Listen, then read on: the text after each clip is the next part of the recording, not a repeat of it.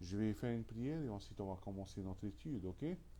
Alors, Seigneur mon Dieu Tout-Puissant, je veux te remercier encore pour cette journée. Merci de nous avoir réunis encore aujourd'hui, malgré qu'on n'est pas en personne, mais on est connecté quand même. Mais merci, je remercie pour ceux qui prennent le temps de t'écouter aussi et pour vraiment parce qu'ils ont soif de ta parole. Donc que ton nom soit glorifié et je te demande de bénir ta parole aujourd'hui, aussi de m'aider à bien apporter comment ta parole doit être apportée. Et aussi bénir les autres personnes de l'autre côté de l'écran qui vont écouter ta parole et, et qui aide leur cœur à recevoir ta parole et à comprendre ta parole. Bénis ces moments et que ton nom soit glorifié encore dans le nom de Jésus-Christ. Amen. Voilà, hein, Yorana tout le monde. Amen, Yorana. Bienvenue. Hein. Bienvenue ce soir. Voilà, hein, merci. On va prendre à peu près une demi-heure ensemble de bien développer. On va terminer le livre de 1 Corinthiens. Juste un petit mot déjà, hein, parce que j'avais fait une petite vidéo avant. Hey Noël, Yorana, j'avais fait une petite vidéo, je sais, vendredi là, et bon, c'est vrai, c'était pas sur les Mormons un peu, mais mon but, ce n'est pas, ce n'est pas d'attaquer. Mon but, c'est juste de montrer la parole de Dieu. Et si j'ai faux, il faut me le dire. Mais il est important, si quelqu'un a faux aussi, il est important pour moi de le dire parce que moi aussi, Dieu me jugera pour. Si tu savais la vérité, pourquoi tu n'as pas dit, hein, voilà. Mais mon but, mes intentions n'est pas de. Mes intentions n'est pas d'offenser les autres, hein, mais plutôt pour avoir une discussion, hein, voilà, hein, et débattre sur la Bible. La Bible dit bien dans 1 Pierre chapitre 3 verset 15 que 5 ou 15 voilà, que il faut discuter de la Bible. Hein. Si vous n'êtes pas content de ce que je dis, allez, hein, discutons de la Bible. Et Dieu, je crois qu'il est heureux qu'on discute de lui. Hein, et l'autre, il a telle idée, il a telle idée. Voilà, hein, ça c'est entre parenthèses, juste pour savoir encore que les gens, je fais ceci, c'est pas pour vraiment pour critiquer, non, non, je fais ceci, mais plutôt pour emmener une discussion. Voilà, hein. Je vois la Bible comme telle, il voit la Bible comme telle, les deux ne vont pas ensemble. Alors discutons comment on peut, qui a vrai, qui a faux, mais ce n'est pas, voilà, hein. Ce n'est pas de mauvaises intentions. Voilà, on va commencer un Corinthien. Mais avant de commencer un Corinthien, j'aimerais vous poser quelques questions vite fait. Bon, bien sûr, je ne peux pas vous voir, mais vous me dites, hein, si je vous dis, par exemple, bien sûr, vous vivez à Tahiti, si je dis le nom Noël, il y en a pas aïe, Maruru Noël. Si je vous dis le nom Ford, Ford, quelle est la première pensée qui vous vient? Bien sûr, c'est la voiture, hein, la voiture Ford. Si je vous dis, si je vous dis le nom, par exemple, Boeing, Boeing, quel est le premier nom qui vient, hein? Le premier nom qui vient, c'est c'est avion, hein? Voilà, hein. Si je vous dis le nom Honda, hein, ça peut être, mais c'est des trucs mécaniques, hein, voilà. Donc vous savez, bien sûr, ces gens-là sont focalisés sur un certain produit. Si tu dis Boeing, les gens pensent à un avion. Si tu dis Ford, les gens pensent aux voitures. Si je dis le nom, si je dis le nom Honda, on peut peut-être au groupe, on peut peut-être penser aussi à une voiture, hein. Si je dis le nom chrétienté, qu'est-ce que ça vous vient à l'esprit là maintenant? Je ne sais pas, hein, voilà, il y a beaucoup de personnes qui ne savent pas quand on dit le nom chrétienté. Et il y a beaucoup de personnes, pourquoi aussi leur... Pasteur Nicolas, Yorana, merci pour le baptême de ce matin. Hein. Si je vous dis le nom chrétienté, il y a beaucoup de chrétiens qui ne sont pas vraiment, ils ne savent pas vraiment quand les gens pensent le nom chrétien, qu'est-ce que ça veut dire. Tu dis un tel mot, le nom Ford, si tu dis le nom Microsoft, les gens savent que ça veut dire ordinateur. Si je dis le nom iPhone, je sais que les gens, Apple, ça veut, les gens savent que ah, c'est peut-être le iPhone, c'est peut-être un iPad ou un ordinateur. Si je dis le nom Boeing, les gens savent que ça c'est un avion. Mais si je dis le nom chrétienté, là les gens sont bloqués. Il y a beaucoup de gens qui sont bloqués. Ils disent, ah, ben, je ne sais pas. Mais là, parce que les chrétiens, et Yoranavaria, les chrétiens sûrement ne donnent pas une bonne idée à l'extérieur. Qu'est-ce que quel est le vrai nom, quelle est la vraie signification de la chrétienté? Et quand on voit un Corinthien, tout un Corinthien, et en fait c'est de ça que Paul parle. Vous dites, maintenant vous êtes l'église en Corinthe.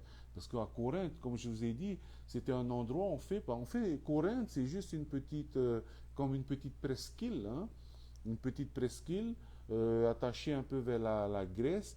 Et c'était juste, il y a juste une petite isthme, hein, comme Travon un peu. Et les bateaux, au lieu de pouvoir traverser, ils doivent carrément aller autour. Alors à Corinthe, qu'est-ce qu'ils ont fait? Ils ont fait un petit canal pour les gens pour passer. Et comme tous les bateaux viennent par ce canal, en fait, ils transportaient le bateau. Hein, voilà.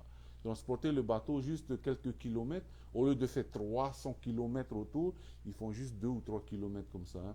Donc voilà Corinthe. Et donc Corinthe, c'était un point de rencontre de beaucoup.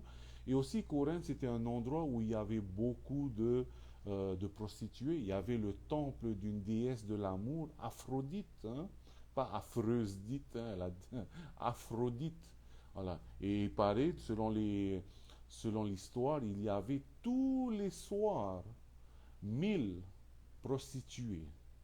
1000 prostituées qui allaient dans la ville de Corinthe, qui allaient se prostituer et qui prenaient cet argent pour emmener dans le temple de Aphrodite. Voilà. Et Paul, maintenant, il écrit à cette église dans Corinthe qu'il a construit. Et maintenant, les gens dans Corinthe, comme je vous l'ai dit, Boeing veut dire avion, Microsoft veut dire ordinateur, mais maintenant, quand on arrive à Corinthe, les gens de l'extérieur, même les gens de l'intérieur, quand tu dis église chrétienne, les gens ne savent plus. Je ne sais pas qu'est-ce que ça veut dire, je ne sais pas comment référer, quel est le mot. Hein? Bon, normalement, quand on dit chrétien, vraiment, qu'est-ce que ça veut dire? Quand on dit chrétien, c'est plutôt Jésus. Hein? Jésus. Si quelqu'un vous dit, hey, tu es un chrétien, on doit sûrement dire, ah, parce que tu es hein, tu es comme un chrétien veut dire, on fait petit Jésus. Et donc, quand on dit chrétien, l'image que les gens devraient voir au travers de toi est Jésus, parce que tu es le reflet de Jésus maintenant. Hein. Mais en ce temps-là, à Corinthe, les gens ne savaient pas. Et malheureusement, encore aujourd'hui, beaucoup de gens, quand on dit chrétien, je ne sais pas ce que ça veut dire chrétien. Ça veut dire dîme, ça veut dire pasteur, ça veut dire bâtiment. Non, non. Voilà. Hein. Jusqu'à maintenant, encore, les gens ne comprennent toujours pas comment se focaliser, quelle image je dois donner quand les gens disent le mot chrétien. Je vous rappelle le mot chrétien. Quand on vous dit le mot chrétien, quand on dit le mot chrétien, l'image qui doit venir est Jésus. Hein. Voilà. Et donc là, il y a des problèmes qui doivent se faire résoudre dans l'église de Corinthe. Et il y a tellement plein de questions. Imaginez pendant des années, des milliers d'années, les gens sont soit stricts par la loi juive, ou soit ils ne croient pas en Dieu et ils font ce qu'ils veulent. Et là, ils arrivent, pour la première fois de toute l'histoire, ils entendent parler de la grâce. Et dire, oui, tu peux faire ci, mais il ne faut pas exagérer. Oui, tu peux faire ci, mais il ne faut pas exagérer. Pourquoi? Parce qu'en tant que G1, en tant que chrétien maintenant, qui est l'image? Nous sommes l'épouse de Jésus-Christ et nous devons refléter Jésus-Christ. Nous devons donner l'exemple. Et nous devons aussi, par rapport à toute décision qu'on fait dans notre vie, la question que chaque chose qu'on doit se faire, qu'on doit donner, qu'on doit se poser, est comment est-ce que Jésus ferait à ma place? Par exemple, si mon boss me crie dessus, et pendant qu'il crie, la réponse est, la question que je dois me poser est, qu'est-ce que Jésus dirait à ma place? Est-ce qu'il va se taire? Est-ce qu'il va répondre un mot d'amour? Est-ce qu'il va... Voilà. Hein? Donc, le chrétien doit faire cela. Comment est-ce que Jésus penserait et qu'est-ce que je devais faire? Et là, donc, est l'épître de Paul aux Corinthiens, avec tous les problèmes. Comme je vous l'ai dit, entre le chapitre 1 et le chapitre 4, il y avait un problème de division. Hein? Les gens disaient tel pasteur c'est mieux, tel pasteur c'est mieux. Et Paul dit non, nous sommes tous un. Et ensuite, vers la fin, au chapitre 4, il commence à parler de la maturité de chacun. Hein? La maturité de chacun. Et en fait, il donne trois personnes. L'homme naturel, qui en fait n'est pas un chrétien, hein? L'homme naturel. Et il y a deux personnes dans l'homme chrétien, l'homme charnel et l'homme spirituel. L'homme spirituel, c'est celui qui veut toujours grandir avec Christ. L'homme charnel est celui qui ne grandit pas en fait spirituellement. C'est le même chrétien qu'il y avait 20 ans à son baptême et c'est toujours le même chrétien jusqu'à maintenant. Voilà. La raison pour laquelle je crois des chrétiens n'arrivent pas à grandir spirituellement est parce que beaucoup de chrétiens n'ont pas faim. Quand un enfant n'a pas faim, quand un enfant ne veut pas manger, cet enfant ne peut pas grandir. Quand un chrétien n'a pas faim de la parole de Dieu, quand un chrétien n'a pas faim, n'est pas curieux de la parole de Dieu, sa croissance aussi stagne. Hein? Et la raison pourquoi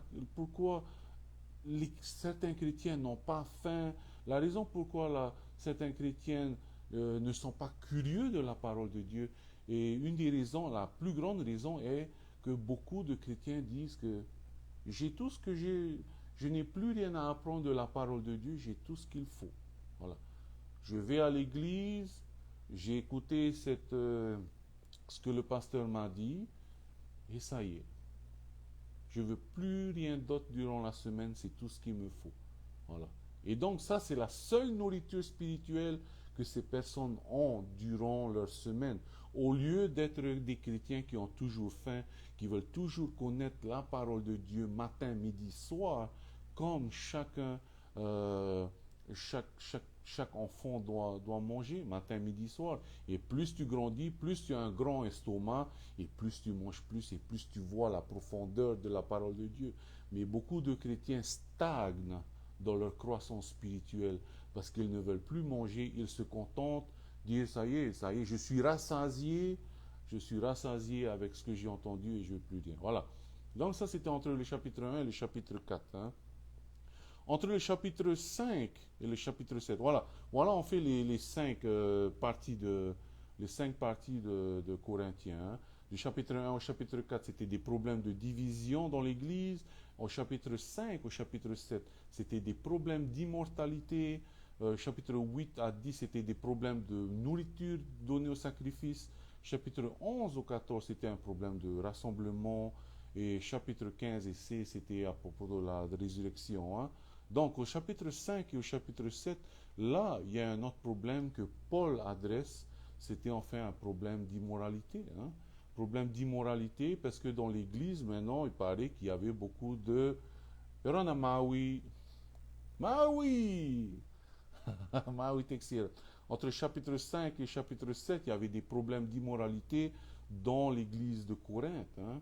Et ces problèmes d'immoralité était l'impudicité, en fait. Qu'est-ce que c'est impudicité? Le mot impudicité, comme le Nouveau Testament a été écrit en grec, le mot impudicité veut dire beaucoup de choses.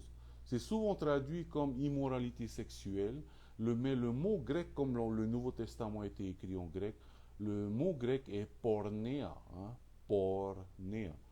Donc, tout ce qui est en rapport avec l'immoralité sexuelle, que ce soit la pornographie, que ce soit la fornication, que ce soit avoir des femmes, des copains, des copines, ci et là.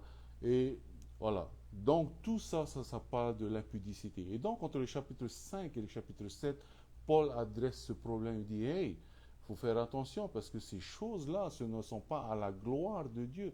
N'oubliez pas, hein, ce que je vous ai dit au début, quand on dit le mot chrétien, beaucoup de personnes savent, je ne sais pas, hein, qu'est-ce que ça veut dire, quelle est l'image, mais quand tu dis le mot chrétien à quelqu'un, la personne doit avoir une image de Christ.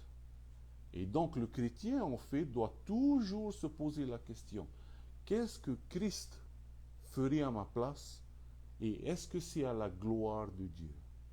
Chaque décision. Vous savez, par exemple, vous faisiez la vaisselle, vous dites, ah, il y a quelque chose qui est un peu sale là, mais si je cache, les gens ne vont pas voir. Mais qu'est-ce que Jésus ferait à ma place? Et mais si je laisse cette saleté-là, est-ce que c'est à la gloire de Dieu? Dans chaque décision.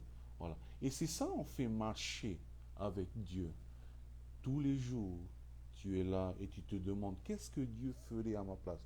Et Dieu, en fait, t'inspire par son esprit. Hein. Et là, Paul adresse avec aux sexualités immorales, hein, l'immoralité sexuelle dans l'Église, et il dit, hey, il faut faire attention. Il dit aussi qu'un des problèmes, en fait, pourquoi cette chose est arrivée dans l'Église, c'est à cause de la tolérance.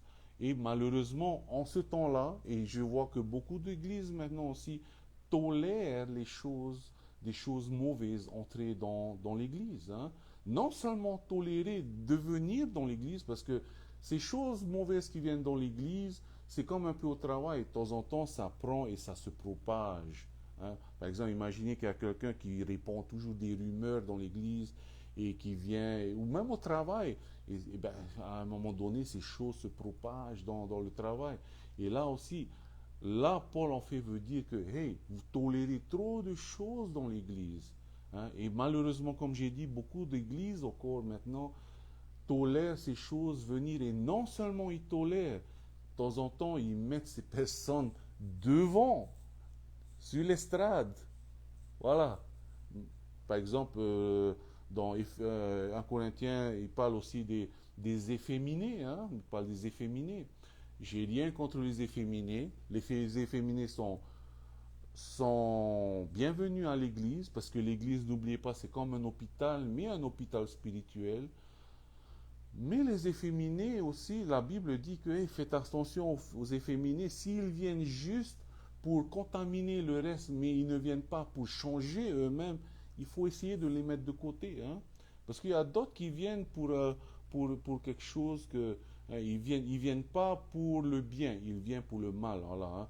Par exemple, si je suis une personne qui dit des grossièretés ou un alcoolique, et que je viens, au lieu que je viens à l'église pour me changer moi-même, non, je viens à l'église pour inviter tout le monde chez moi à boire de la bière. Alors, vous voyez, alors, Paul dit, ces personnes-là, il faut les mettre de côté. Il fait référence ici aux gens à cause des immoralités sexuelles. N'oubliez pas, à Corinthe, en ce temps-là, il y avait beaucoup de prostituées. Et sûrement aussi dans les églises, l'église de Corinthe, il y avait beaucoup de prostituées. Hein.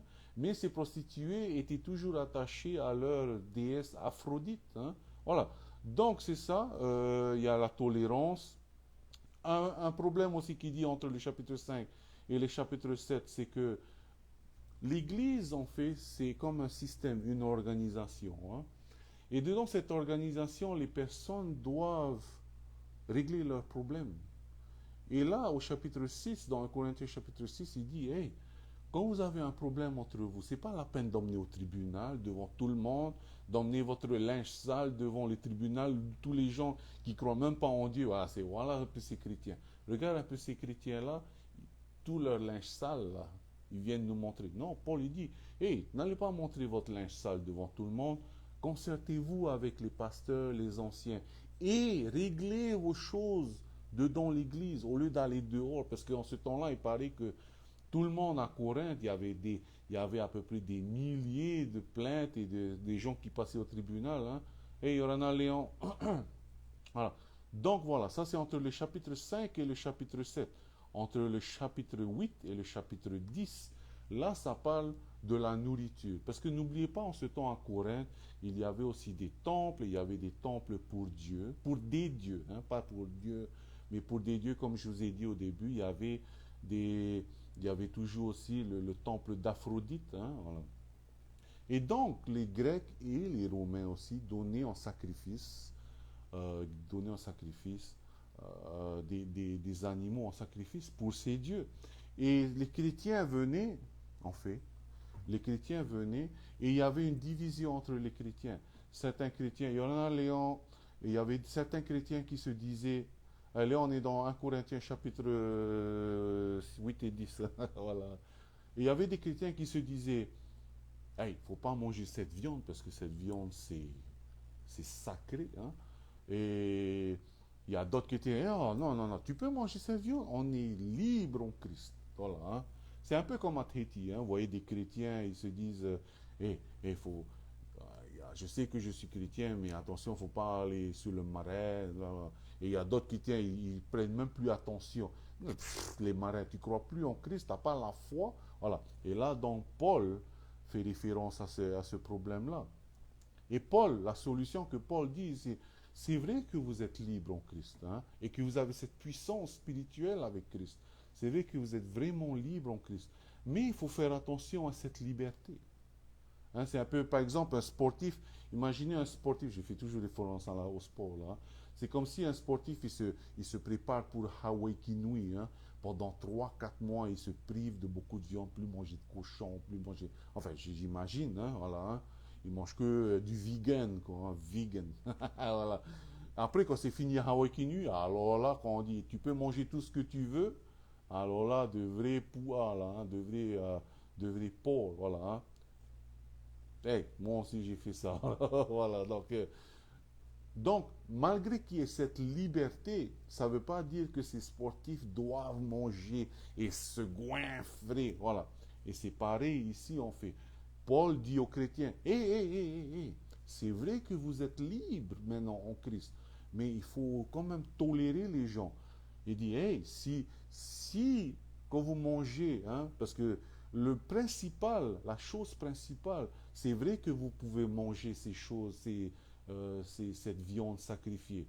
Mais si cette viande sacrifiée en mangeant cela, ça va offenser l'autre, ça va stopper l'autre de venir à Christ, il est donc mieux de ne pas manger cette viande.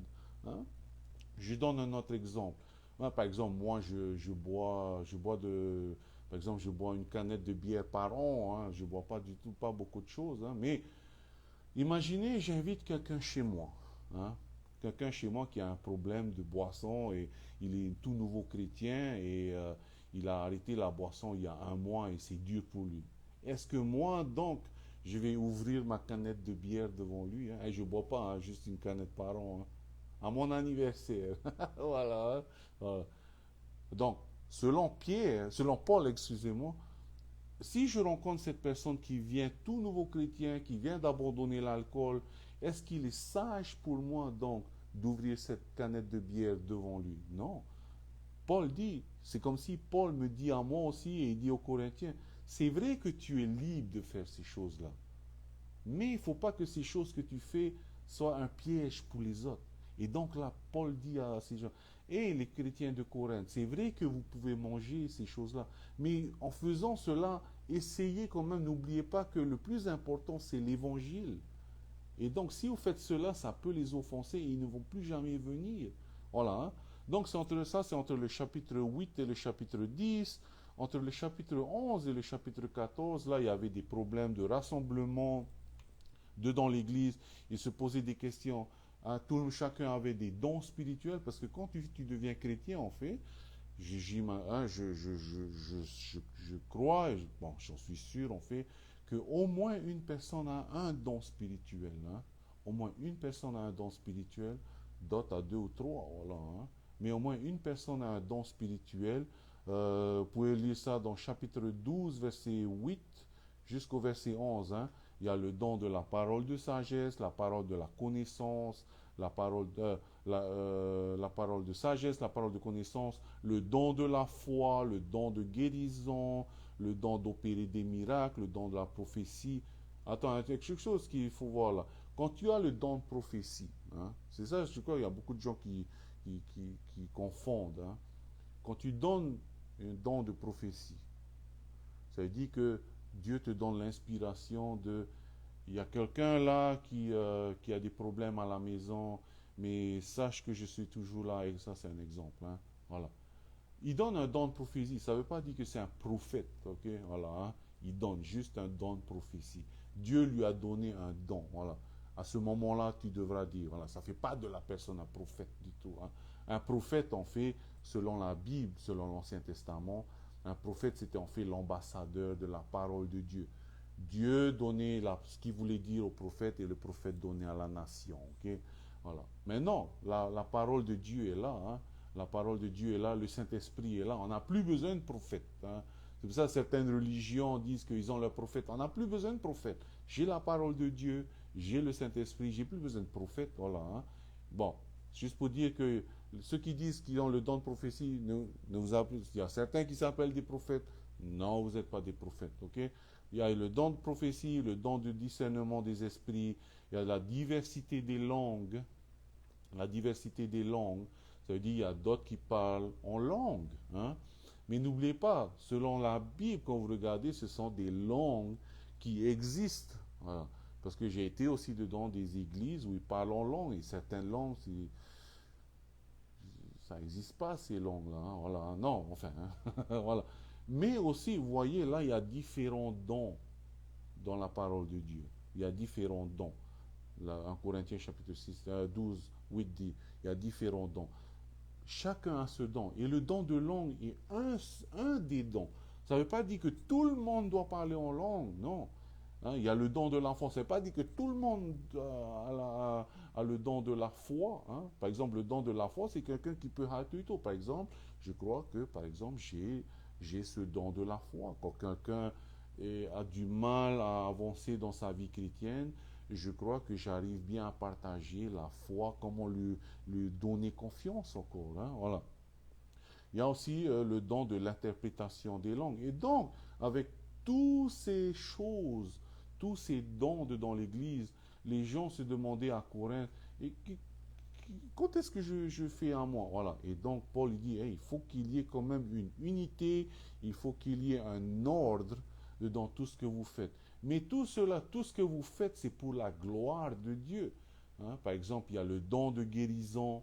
Le don de guérison, ce n'est pas pour ta propre gloire. Si quelqu'un, si tu commences à guérir, hein, par exemple, tu as ce don de guérison, et au travers de toi, Dieu guérit quelqu'un. Hein, Dieu guérit quelqu'un. Et que les gens de dehors commencent à te glorifier. Toi, tu as fait un mauvais travail. Parce que les dons de guérison que Dieu a donnés n'est pas pour ta gloire, mais pour sa gloire. Hein, parce que je vois beaucoup de gens, il y a des pasteurs que je vois où moi je l'ai guéri, moi je l'ai touché. Quand je l'ai touché, il est guéri. Non. Quand Dieu m'a utilisé de faire ça, quand Dieu m'a dit, là c'est pour sa gloire, ces dons sont pour sa gloire. Parce qu'à un moment donné, il ne faut pas oublier, hein, faut pas, comment dire, faut pas, je sais plus comment il faut dire, voilà. Que un jour peut-être vos dons vont s'arrêter parce que tous vos dons que vous faites, c'était pour votre propre gloire. Et Dieu l'a dit, non, non, non, non, non. Hein. Je veux pas ça. Hein, c'est comme un musicien. Imaginez un musicien jouer de la guitare là, ou jouer de la guitare, et après on dit Dieu, regarde la guitare, heureusement. Non, non, regarde pas la guitare, regarde le musicien qui joue la guitare. Et nous sommes juste des instruments. Hein, voilà. Donc ça, c'est entre le chapitre 11 et le chapitre 14, le problème du rassemblement. Et enfin maintenant, le chapitre 15 et le chapitre 16, c'était à propos de la résurrection. Hein. La résurrection est en fait l'espérance de tout chrétien. Il faut, si Jésus n'était pas ressuscité, si Jésus n'était pas ressuscité, la chrétienté serait nulle.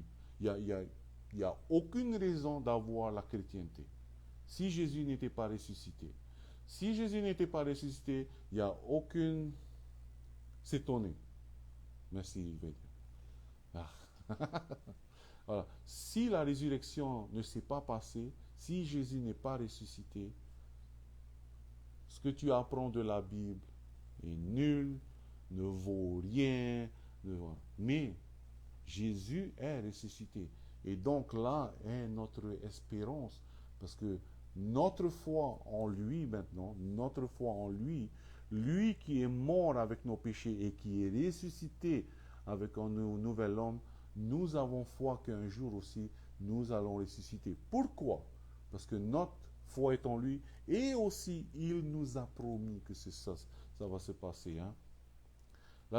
La résurrection, euh, a beaucoup aussi de signification. La résurrection montre qu'il y a une victoire sur la mort, que la mort n'a plus aucun pouvoir sur nous. Quand tu meurs, quand le chrétien meurt, regardez bien dans la Bible, quand le chrétien meurt, on ne dit pas qu'il est mort, on dit qu'il est en train de dormir. Voilà. En fait, quand un chrétien meurt, qu'est-ce qui se passe? Il change juste d'adresse. C'est tout. De terre, il est parti au paradis. C'est tout. Hein. Voilà. Donc la résurrection montre que la puissance de la mort et du mal n'a plus de pouvoir sur nous. Euh, c'est une bonne promesse et c'est notre espérance sur la mort. Voilà. Et en fait, la résurrection nous ouvre une autre réalité, la réalité du ciel. Voilà. Et beaucoup de personnes ont fait, hein, tous les apôtres. Imaginez maintenant, imaginez que la résurrection, il me reste 2-3 minutes. Hein, imaginez que la résurrection s'est jamais passée. Hein, parce que la Bible dit qu'il y a eu beaucoup de témoins, il y a eu des milliers de témoins. Quand Jésus est ressuscité, il est allé, il a marché au travers encore et les gens étaient étonnés, il y a eu beaucoup de témoins. Les apôtres hein, qui ont vécu, historiquement, ils ont vécu, hein, c'est dans les histoires. Le problème, c'est qu'il y a juste des gens qui ne veulent pas croire que Christ est mort. Si les apôtres ne croyaient pas en la résurrection, croyez-vous qu'ils auraient donné leur vie? Quand Pierre a été crucifié, la tête en bas, on lui dit, si on lui a demandé, est-ce que tu crois que Jésus est Christ, hein? Est-ce que tu crois en cet évangile? Si Pierre ne croyait pas, si vraiment Pierre il avait fait une histoire, hein, ok, hein, comme il a été crucifié, la tête en bas, ok, j'avoue, ça s'est jamais passé, moi, nous et les apôtres, on a juste fait une histoire. Non. Tous les apôtres étaient prêts à mourir jusqu'au bout. Paul aussi a vu la résurrection. Hein? Paul a vu la résurrection, il a vu Jésus sur Damas. Là, oui, Dieu, là, Jésus, là, pourquoi tu me persécutes? Paul, là, il a été jusqu'à Rome pour emmener cet évangile. S'il ne croyait pas en cet évangile de résurrection, croyez-vous qu'il aurait été... hein, il s'est fait couper la tête. Hein? Il s'est fait couper la tête. S'il ne croyait vraiment pas en cela, il aurait dit à la fin, ok, j'avoue, j'ai monté une histoire avec les autres, j'avoue. Non, il croyait en leur histoire, en cette histoire vraie, et il savait exactement qu'après la mort, il y a la résurrection. Voilà, donc ça c'est le message de la résurrection. La morale, enfin le point à la fin, notre foi est dans la résurrection. Et maintenant, quand on vous dit chrétien, on doit voir Jésus au travers de vous. Ok? Normalement, pour la semaine prochaine, on doit bien sûr aller dans l'Ancien Testament. Comme j'ai dit, on fait nouveau, ancien. Mais bon, comme on a fait un Corinthien là cette semaine, la semaine prochaine, on va aller faire 2 Corinthiens. Ok?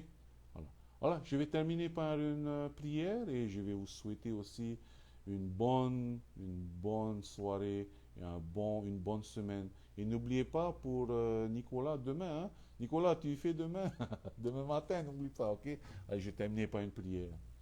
Ah, Seigneur mon Dieu Tout-Puissant, je veux te remercier encore pour ton amour et je veux te remercier pour ta grâce. Merci d'être ressuscité et merci de nous avoir promis cette résurrection aussi. Seigneur mon Dieu Tout-Puissant, tu es grand et tu es puissant. Merci de nous avoir donné cette liberté. Je te demande de bénir les gens de l'autre côté de l'écran et moi-même et de pouvoir aussi de bénir cette soirée et cette semaine. Aide-nous à refléter qui tu es. Seigneur, nous ne pouvons rien faire sans toi, donc remplis-nous de ton esprit. Que ton nom soit glorifié, que ton nom soit béni, dans le nom de Jésus-Christ. Amen. Ok, merci. Et demain matin, Pasteur Nicolas, et on reprend notre truc habituel. Hein. 2 Corinthiens la prochaine fois. Ok. Dieu vous bénisse. Bonne semaine.